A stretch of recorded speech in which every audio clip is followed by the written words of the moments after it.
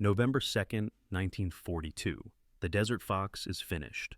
Field Marshal Erwin Rommel, Hitler's favorite general, the man who terrorized the British across North Africa for 2 years, watches his army crumble at El Alamein. Half his tanks are burning wrecks. His men are dying of thirst. Montgomery's forces are about to break through completely. Rommel sends a desperate message to Hitler. The battle is lost. His army faces annihilation. He must retreat or watch every man under his command die in the desert sand. The next afternoon, a telegram arrives from the Wolf's Lair. Hitler's order is clear. Victory or death. Not one step back. Stand and die where you are. For 36 hours, Rommel will face the most agonizing decision of his military career. Obey the Führer and sacrifice his entire army, or commit an act that no German general had dared. Disobey Adolf Hitler's direct order.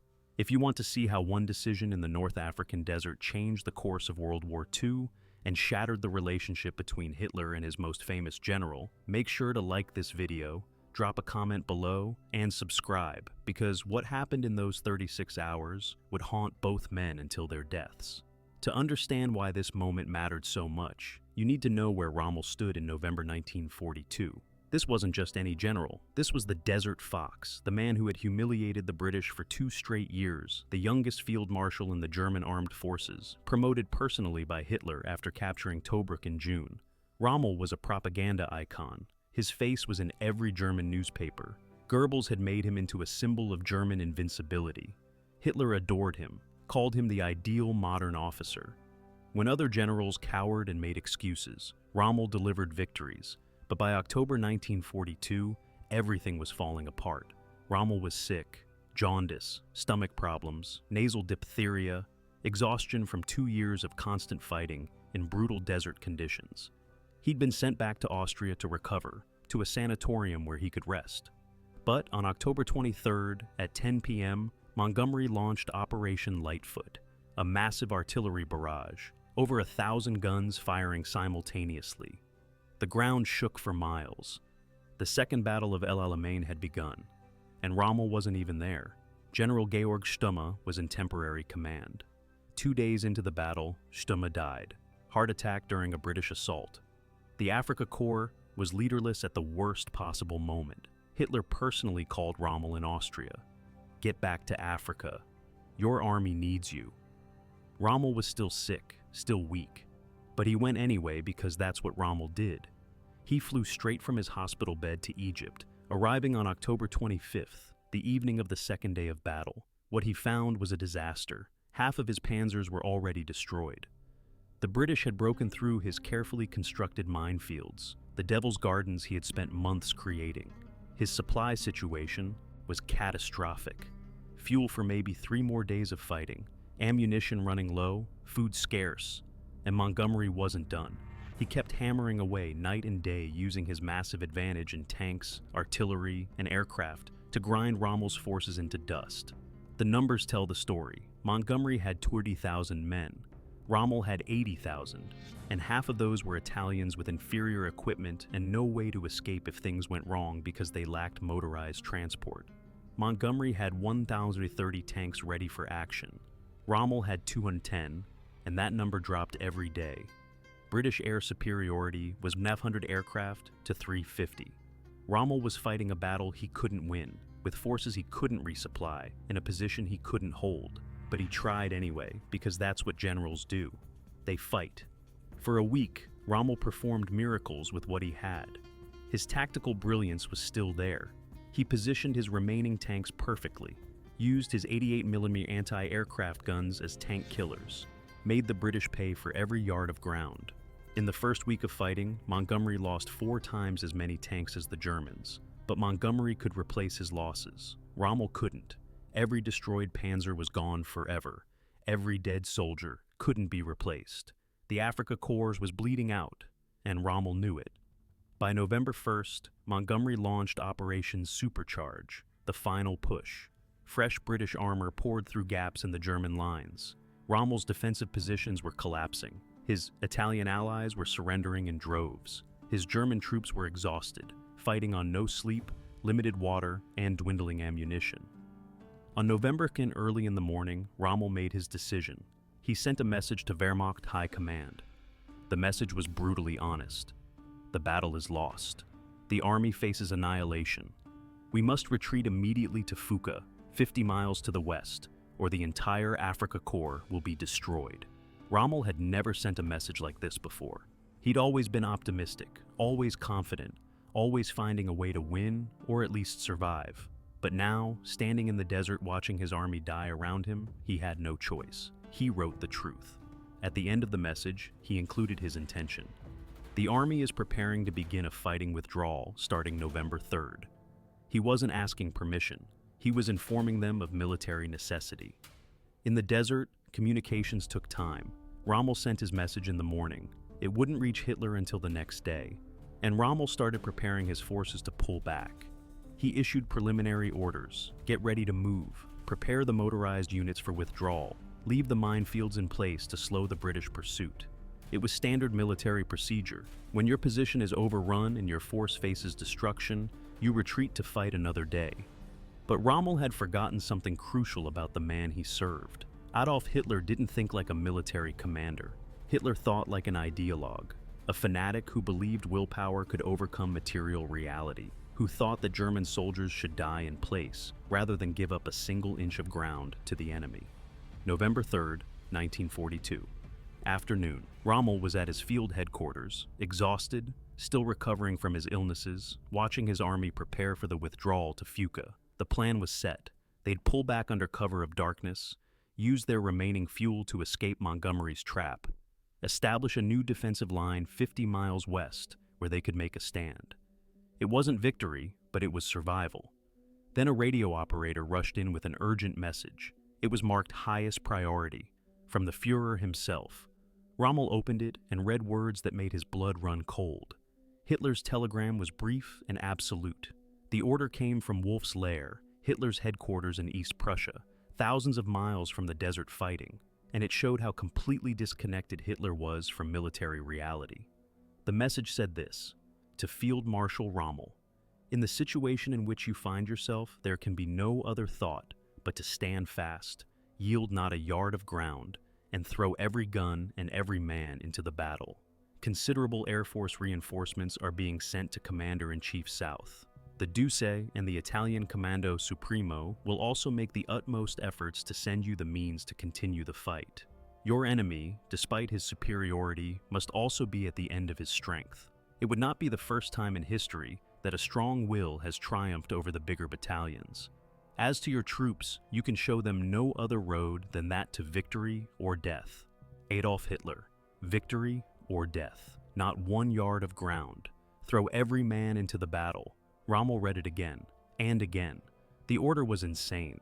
Hitler was commanding him to sacrifice his entire army for nothing. There was no victory possible at El Alamein. Not anymore. The battle was already lost. Considerable Air Force reinforcements were a fantasy. Nothing was coming. The Italian Comando Supremo had been promising supplies for months and delivering almost nothing. The supply lines across the Mediterranean were cut to pieces by British submarines and aircraft. Ships were being sunk faster than they could be replaced. Hitler's claim that Montgomery must be at the end of his strength was delusional. British intercepts had shown Rommel that Montgomery had fresh divisions waiting, new tanks arriving daily, and unlimited supplies. The idea that willpower could triumph over bigger battalions was romantic nonsense that might work in Hitler's speeches but meant nothing on an actual battlefield where your tanks had no fuel and your men had no ammunition. But this was a direct order from the Führer, the supreme commander of all German armed forces. To disobey meant court-martial, execution for treason, disgrace for his family, loss of his pension. His wife Lucy would be left destitute. His son Manfred would carry the stain of having a traitor for a father. And yet, to obey meant something even worse: the destruction of every man under his command. Tens of thousands of German and Italian soldiers would die for nothing, not in a heroic last stand that bought time for reinforcements or protected a vital objective, just dying uselessly in the desert because Hitler refused to accept reality. Rommel called his staff together. They read the order. Colonel Siegfried Westphal, his operations chief, was stunned. General Wilhelm von Thoma, commander of the Africa Corps, was yellow with jaundice like Rommel, barely able to stand, but he understood immediately what this meant. The order wasn't just stupid, it was murder. Rommel asked them what they thought. Could they hold? Was there any possibility Hitler was right? The answer from every officer was the same. No. Impossible. If we stay here, we die here. All of us. But it was the Führer's order, so Rommel obeyed. He sent out new commands. Cancel the withdrawal. All units hold current positions. Prepare for a last stand. The German and Italian troops couldn't believe it. They'd been ready to pull back. Now they were being told to stay and die. Some officers argued, some pleaded. Rommel showed them Hitler's telegram. Orders are orders. We hold. The Italian commander, General Barbasetti, was almost relieved. He'd been insisting they had to hold Alamein because supplies would arrive. Rommel knew better. No supplies were coming. But now Hitler had spoken, and Hitler's word was law in the Third Reich. Even in the middle of the Egyptian desert, what followed were 36 hours of absolute torment for Rommel. It wasn't physical pain, though he was sick enough. It was moral agony. November 3rd bled into November 4th. The British kept attacking. Montgomery knew the Germans were trapped. His intelligence services had intercepted Rommel's earlier message about retreat. They had also intercepted Hitler's stand-fast order. Montgomery had the decrypted telegram on his desk the morning of November 3rd. He knew Rommel was being forced to stay in an impossible position. So, Montgomery did what any competent general would do. He increased the pressure, threw more tanks into the assault, more artillery, more aircraft, made Rommel pay in blood for every hour he stayed at El Alamein. German and Italian soldiers died holding positions that meant nothing. Panzers burned through their last drops of fuel, trying to hold back British armor. Rommel walked among his men, seeing the looks on their faces. They knew they were being sacrificed.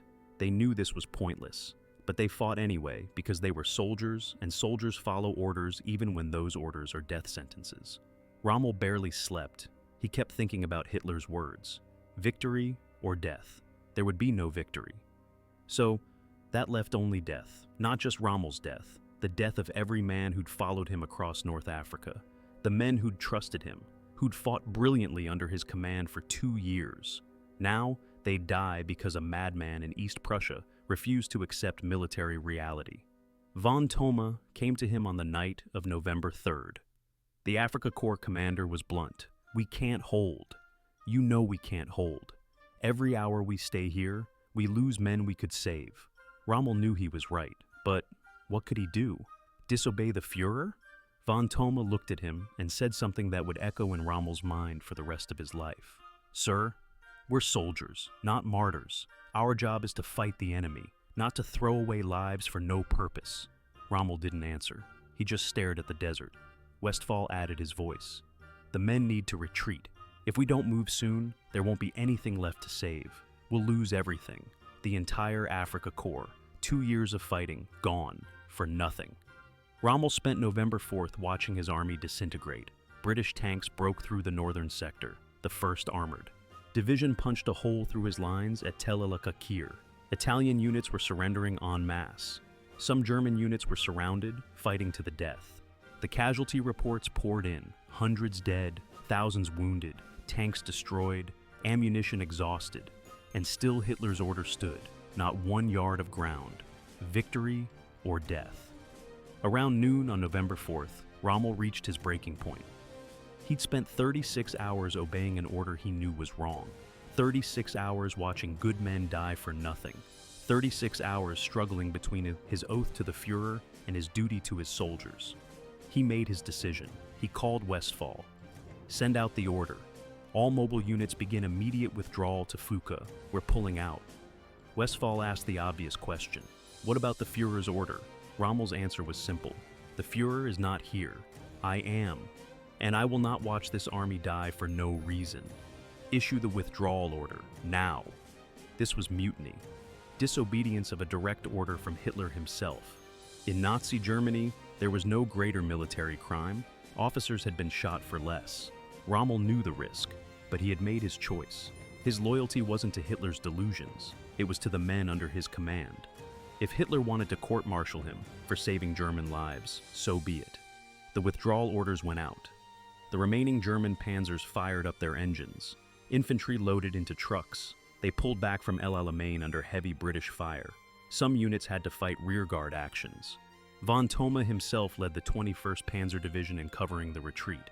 He'd be captured the next day, November 5th, still buying time for his men to escape. The Italian units without motor transport were left behind. Over 30,000 Italian soldiers surrendered in the next few days because they had no way to retreat. Rommel hated leaving them, but he had no choice. Save who you can. That was the brutal calculus of military retreat. Back at Wolf's Lair, Hitler was furious. Reports started coming in that Rommel had disobeyed the stand-fast order. The Afrika Korps was withdrawing despite Hitler's explicit command. For most generals, this would have meant instant dismissal, court-martial, probably execution. But Rommel wasn't most generals. He was the Desert Fox, Germany's most famous military commander. The propaganda hero Goebbels had spent 2 years building up. You couldn't just shoot Rommel without massive political consequences. And there was another factor. Rommel's liaison officer, Alfred Ingemar Berndt, was at Hitler's headquarters. He'd flown directly from North Africa to brief Hitler on the situation. Berndt was a true believer, a Nazi Party member, but he was also a realist who had seen the battle firsthand. Berndt explained to Hitler what Rommel was facing. He showed Hitler the casualty figures, the supply shortages, the overwhelming British superiority. He made Hitler understand that if Rommel stayed at El Alamein, there would be no Afrika Korps left to fight anywhere. The entire German presence in North Africa would be wiped out. Hitler listened, and remarkably, Hitler backed down. Hours after Rommel began his withdrawal, a new message came from Wolf's Lair. The stand-fast order was rescinded. Rommel was authorized to withdraw to defensible positions. It was too late. The damage was done. But at least Hitler wasn't going to have Rommel shot. This was unprecedented. Hitler almost never reversed his orders. But even he could see that Rommel had been right. The question was whether Hitler would forgive Rommel for the disobedience. The answer was complicated. Publicly, Hitler said nothing. The German press reported Rommel's withdrawal as a tactical regrouping. Goebbels spun it as Rommel conducting a masterful fighting retreat. The myth of the Desert Fox remained intact for public consumption, but privately, Hitler never forgot. Trust between them had been shattered. Hitler had given Rommel a direct order, and Rommel had ignored it. For a dictator who demanded absolute obedience, this was unforgivable. What followed was one of the most skillful retreats in military history. Rommel fell back 700 miles in 2 weeks. He moved fast, staying ahead of British attempts to cut him off. Montgomery tried multiple times to trap the Afrika Korps, sending armored columns sweeping south to block the coastal road. Rommel evaded them all. By mid-November, he'd reached El Agheila, the traditional defensive position at the western edge of Cyrenaica. Then he kept going, back through Libya, through Tripoli in January 1943, all the way to Tunisia, where American forces were landing as part of Operation Torch. The Afrika Korps covered 100 miles in 3 months. It was brilliant tactical maneuvering. Rommel saved what he could of his army, but he couldn't save everything. He'd lost 30,000 men killed, wounded, or captured at El Alamein, lost 450 tanks, lost 1,000 artillery pieces. The Afrika Korps was a shadow of what it had been. And Rommel knew the war in North Africa was over. It was just a matter of time. The 36 hours at El Alamein had marked the beginning of the end. Not just for German ambitions in Africa, but for Rommel's relationship with Hitler. Rommel wrote letters to his wife Lucy during the retreat. In them, he mentioned Hitler differently than before, more critical, more doubtful. He wrote about how Hitler simply did not want to see the situation as it was. How Hitler reacted emotionally against what his intelligence must have told him was right. This was new for Rommel. For years, he'd been loyal to Hitler, grateful for Hitler's support, convinced that Hitler was a genius leading Germany to greatness. Now, after El Alamein, after the stand-fast order, after watching his men die because of one man's delusions, Rommel began to question everything. He didn't become a resistance fighter overnight. That would take longer. But the seeds were planted in those 36 hours when he had to choose between blind obedience and moral responsibility. Rommel fought on in Tunisia through February 1943. He even scored one last victory at Kasserine Pass, defeating inexperienced American forces. But it meant nothing strategically. The Allies had him trapped between British forces advancing from the east and American forces from the west. Supply lines were completely cut. Fuel shortages were constant. Hitler kept demanding Rommel hold impossible positions. And Rommel kept arguing for withdrawals that made military sense. The pattern from El Alamein repeated itself. Hitler would order stand fast. Rommel would explain why that was impossible. Hitler would reluctantly approve withdrawal, but always too late, always after unnecessary casualties. In February 1943, Rommel flew to meet Hitler in person at Wolfschanze. He wanted to convince Hitler to evacuate all German and Italian forces from Tunisia while there was still time. Bring the Afrika Korps back to Europe where it could defend against the inevitable Allied invasion. Hitler refused. He'd already decided Tunisia would be held at all costs. The conversation was tense. Hitler accused Rommel of defeatism. Rommel tried to explain military realities. Hitler didn't want to hear it. The meeting ended badly. Shortly after, Rommel fell seriously ill again. Stress, exhaustion, and accumulated health problems from 2 years in North Africa caught up with him. On March 6, 1943, Rommel attacked Montgomery one last time at Medellin. British intelligence had decrypted German communications and knew the attack was coming. They deployed massive anti-tank gun positions. Rommel lost 52 tanks in a few hours and was forced to call off the assault. 3 days later, on March 9, 1943, Rommel left Africa forever. He was officially going on sick leave, but everyone knew what it really meant. Rommel was being removed from command. Hitler didn't court-martial him, didn't publicly disgrace him, but he took away the one thing Rommel cared most about, his army. The Afrika Korps would surrender in May 1943. Over 275,000 Axis soldiers became prisoners of war. It was a disaster on the scale of Stalingrad, and Hitler made sure Rommel wasn't associated with that disaster. The German public was told Rommel had been sent home due to health issues before the final defeat. His reputation remained intact, but Rommel knew the truth. He'd been sidelined. The months after leaving Africa were a turning point for Rommel. He spent time recovering in Germany and Austria, spent time with Lucy and his son Manfred, and spent a lot of time thinking about what he'd seen and done. He'd started the war as a devoted Hitler admirer. By 1943, those feelings were fading fast. He couldn't forget El Alamein, couldn't forget the Stand Fast order, couldn't forget watching men die because of one man's refusal to accept reality. And as he talked with other officers, attended meetings at Hitler's headquarters, he started learning things that horrified him. The scale of atrocities being committed in the East, the systematic murder of Jews and other civilians, the brutal treatment of prisoners of war. Rommel had never been a Nazi ideologue. He'd joined the military long before Hitler came to power, but he'd believed Hitler was making Germany strong again, believed the military was fighting an honorable war. Now he was learning the truth. And according to his son Manfred's later accounts, this was devastating for Rommel. He'd served a regime that committed monstrous crimes. He'd helped that regime with his victories in France and North Africa. The moral weight of that realization was crushing.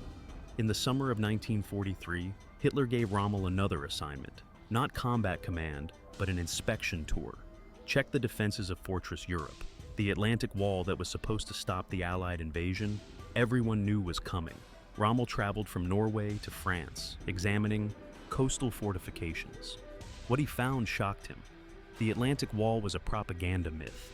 In most places, defenses were weak or non-existent. The few strong points that existed were poorly positioned and inadequately manned. If the Allies invaded, Germany would be in serious trouble. Rommel threw himself into improving the defenses. Millions of mines laid, beach obstacles installed, concrete bunkers built. It was impressive work accomplished in less than a year. But Rommel knew it wasn't enough. He knew Germany was going to lose.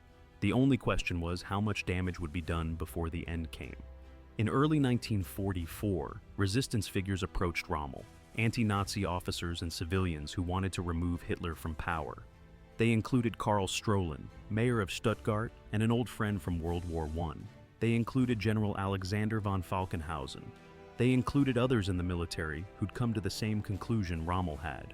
Germany couldn't win, and continuing under Hitler's leadership would only bring more destruction. Rommel was sympathetic. The evidence suggests he didn't want Hitler assassinated. He wanted Hitler arrested, put on trial, removed from power legally, but he agreed that Hitler had to go.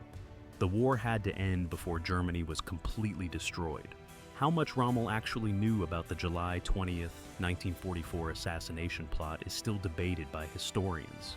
He wasn't involved in the planning, but he was seen as someone who could be trusted afterward.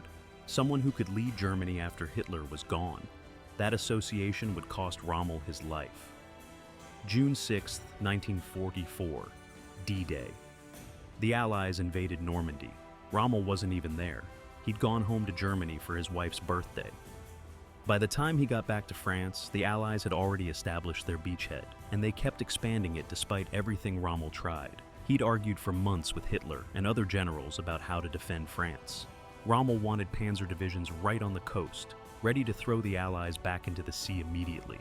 Other generals wanted the panzers held inland, ready for a massive counterattack after the Allies had landed. Hitler tried to split the difference and satisfied no one. The result was chaos. Panzer divisions were held back by Hitler's direct order, not released until it was too late. When they finally attacked, Allied air power destroyed them. Rommel watched the disaster unfold and knew it was over. Germany had lost the war. Continuing to fight would only get more people killed. On June 17, 1904, Rommel met with Hitler at Margaville in northern France. It was a confrontation that echoed El Alamein. Rommel told Hitler the truth about Normandy. The defenses were collapsing. Allied material superiority was overwhelming. Germany couldn't win. Hitler needed to seek a political solution, end the war before Germany was utterly destroyed. Hitler exploded. He accused Rommel of defeatism, told him to focus on military operations and leave politics alone, told him to keep fighting. Rommel pushed back harder than he ever had before. He asked Hitler directly, "How can we win this war? What is your plan for victory?" Hitler had no answer except to keep fighting. 2 days later, Field Marshal von Rundstedt, Rommel's superior, asked Hitler the same question. "How do we win?" Hitler relieved von Rundstedt of command for asking. Rommel kept his position, but only because Hitler still valued him despite everything. On July 15, 1904, Rommel sent Hitler a 3-page memorandum. It was a detailed military assessment of the situation in France.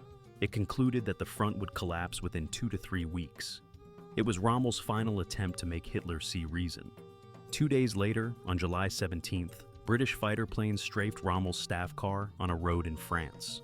Rommel was badly wounded, fractured skull, severe injuries. He was taken to a hospital, then sent home to Germany to recover. He never returned to command. July 20th, 1904. While Rommel was recovering at home, the bomb plot against Hitler was carried out. Klaus von Stauffenberg placed a briefcase bomb in Hitler's conference room at Wolf's lair. The bomb exploded. Hitler survived. The purge that followed was brutal. Thousands arrested, hundreds executed. Anyone connected to the conspiracy was hunted down. And Rommel's name came up. Not as a plotter. He hadn't been involved in the assassination attempt, but as someone who'd talked about a post-Hitler Germany. Someone the conspirators thought they could work with. That was enough for Hitler.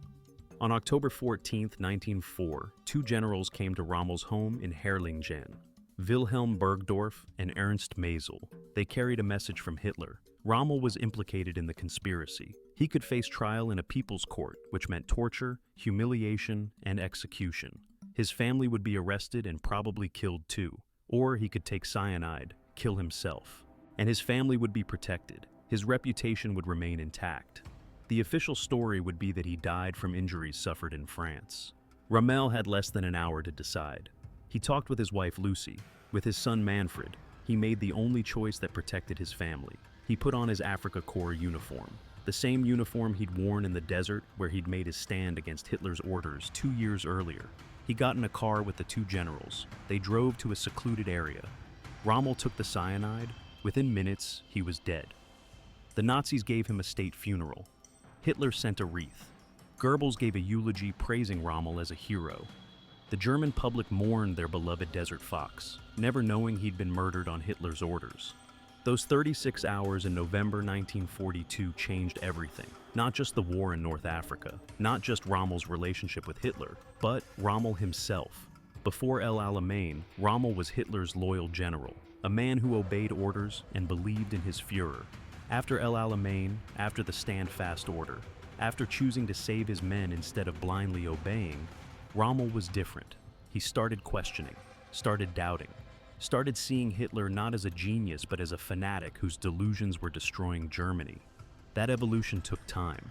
Alamein in November 1942, growing disillusionment through 1943, approaching the resistance in early 1944, confronting Hitler about ending the war in June 1944, and finally being forced to commit suicide in October 1944.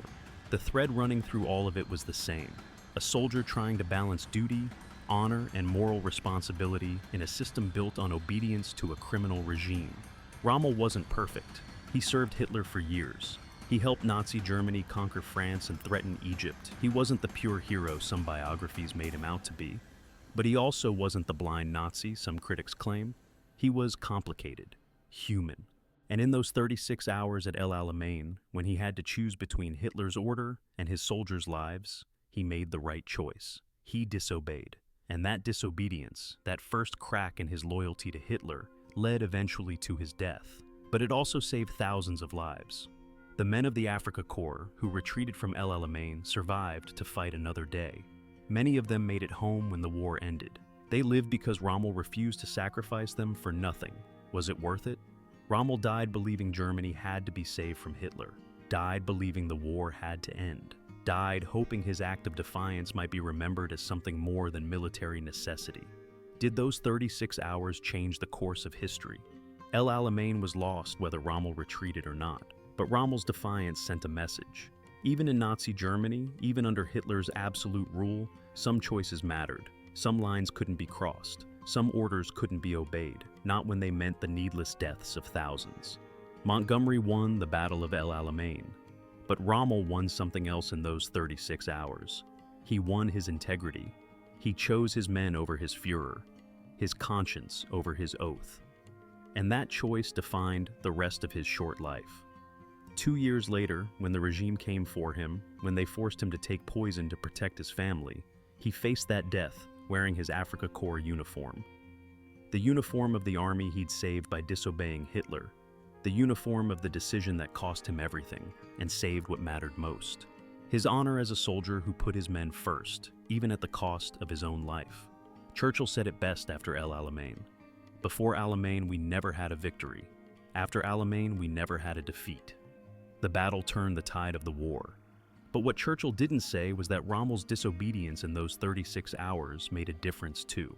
Not in who won or lost, but in proving that even in the darkest moment of Nazi Germany's power, even under a dictator who demanded absolute obedience, moral choices still mattered. Sometimes the bravest thing a soldier can do isn't to follow orders, it's to refuse them. Rommel learned that lesson in the Egyptian desert over 36 hours in November 1942. He paid for it with his life, but his men lived, and that made it worth it. That's the story of what happened when Rommel disobeyed Hitler's direct order at El Alamein. The 36 hours that changed everything. If you found this story powerful, make sure you're subscribed because there are dozens more untold stories from World War II that deserve to be heard. Drop a comment below and let me know what you think. Should Rommel have disobeyed sooner? Was he a hero or just a general trying to survive? History isn't simple, and neither are the people who lived through it. Thanks for watching, and I will see you in the next one.